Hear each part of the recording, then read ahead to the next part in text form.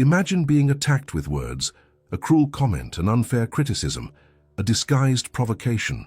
Most people defend themselves, justify, or explode. But what if you could react differently?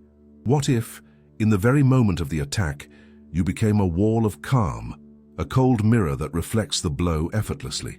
This is what the Stoics called mastery of the self. Today, I'll show you the Stoic method that turns any attack into a demonstration of inner strength. Type in the comments right now, "My calm is my weapon." That phrase will remind you that your real power lies in your unshakable composure. Marcus Aurelius once said, "You have power over your mind, not outside events. Realize this, and you will find strength." That's the key. The world will try to push you off balance. People will test your patience, provoke you, and try to pull you into chaos. But the wise person doesn't react impulsively. He observes, understands, and then decides whether it's even worth responding. The attack is the test, your reaction is the result. Before learning the technique, you must understand what really happens when someone attacks you. Most people think they're being criticized because they did something wrong. That's the fatal error. Almost always, the attack says more about the attacker than the target. As Epictetus taught, what disturbs men are not things, but their opinions about things. An attack is nothing more than an opinion, and often a disguised confession. Usually the attacker reveals one of three human weaknesses: insecurity, envy, or the need for control. Insecurity makes people attack to feel superior. Criticism becomes their way of hiding inadequacy. Envy appears when your discipline or peace bothers them. Your calm is a mirror reflecting their own lack of control. And the need for control drives people to provoke, because if they can make you react, they feel powerful.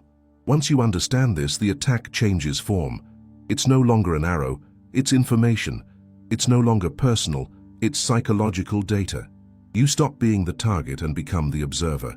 This is what the Stoics called controlling impressions, seeing things as they are, not as your emotions paint them. When you do that, power shifts to you. Now comes the Stoic three-step method: reflect, deflect, and reframe. This is the art of winning without reacting. The first step is to reflect, and the paradox is that this first move is actually no movement at all. It's silence, the act of doing nothing. When someone insults, criticizes, or provokes you, the body wants to react, the ego wants to defend, the voice wants to rise. But this is the exact moment when the Stoic practices the pause. He becomes a clear mirror. The attack arrives and dissolves. Epictetus taught, if someone irritates you, realize that it is your judgment that has irritated you. The insult has no power until you accept it. Silence, therefore, is a shield. When you don't react, the attacker loses ground. He expected drama, confrontation, validation. What he gets instead is stillness. The energy he threw at you bounces back on him. His anger becomes uncomfortable, and you, standing calm, become the center of gravity in the room. That calm is not passivity, it's dominance. You're saying without words, your attack doesn't deserve my attention.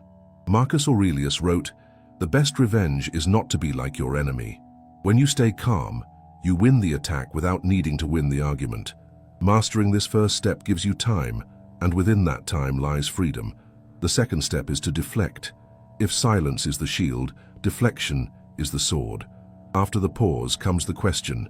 This is the Stoic weapon: logic. While most people respond with justification or counterattack, the wise respond with curiosity. The secret is to ignore the content of the attack and focus on the intention behind it. Imagine someone says, "That report you made is a disaster. Clearly, you didn't put in any effort." The reactive person says, "That's not true. I worked all week on it." The Stoic calmly replies, "I see. What exactly would you like to see improved?" Instantly, the focus shifts. The other person must now justify his tone. Another example, someone mocks you. "You always have to be the know-it-all, huh?"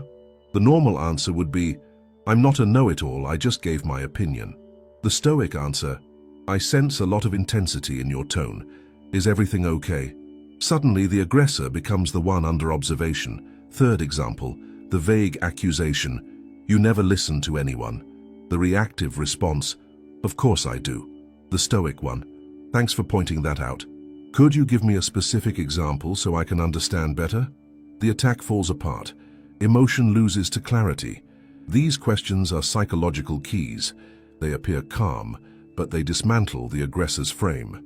You've left the emotional arena and entered the field of reason, and whoever controls the frame controls the fight. But the battle isn't over. The final move is to reframe. This is where you take back full control of the narrative. Reframing is the final stroke of mastery, turning the attack into something irrelevant. Back to the first example. After your question, the person says, "I just want the work done well." You respond, "Understood. I appreciate the feedback. I'll keep that in mind." And then you move on. The attack is dead. You didn't deny, justify, or promise anything. You simply treated it as neutral information. Second example. After the provocation, "You're such a know-it-all," the other person starts to backtrack. "No, I was just saying that." You reply, "I understand. Sometimes I misread the tone." And you continue your point. Instantly, you've reframed the event as minor and moved forward. You've shown that the attack never landed. This third step is the peak of Stoic power. Seneca said, "No one can harm me without my consent." By reframing, you refuse to grant that consent. You've turned the attack into air. Reflect, deflect, reframe. 3 steps, 1 mindset. This isn't about winning arguments, it's about winning yourself. The emotional person is predictable, the calm person is untouchable. But beware of common traps. The first is over-justifying. When you rush to explain, you sound guilty. The second is counter-attacking. When you strike back, you give away your control. The third is sarcasm. Sarcasm is just disguised pain. To master this art, train the pause. For the next 7 days, practice silence when provoked. Just breathe and observe. In the second phase, practice deflection. Answer with questions instead of reactions.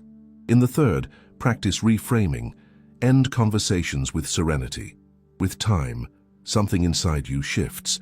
People realize they can't shake you. You become solid, composed, respected. Others trust those who command themselves, because that kind of control is rare. Remember, the Stoic's true power is not over others, but over himself. The enemy isn't outside, it's impulsiveness, pride, and ego. When you defeat these, no external attack can touch you. Marcus Aurelius wrote, "When you arise in the morning, think of the privilege it is to be alive, to breathe, to think, to love." That awareness makes every insult meaningless. The world is full of small battles, at work, at home, online. Most people fight them with ego and emotion and end up wounded. The Stoic walks differently. He moves through chaos as a general through a storm, seeing every attack as a test of character. Reflect, deflect, reframe. 3 movements. 1 unshakable mind. Practice them until they become instinct. Until, in the face of an attack, your first reaction is silence, your second a question, and your third a quiet smile. When that day comes, you'll know you've achieved mastery. Not mastery over others, but over yourself. If this video brought you clarity and strength, subscribe to Stoic Spring.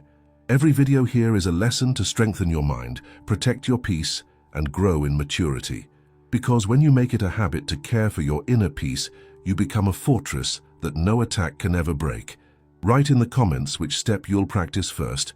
Reflect, deflect, or reframe. I want to know your answer.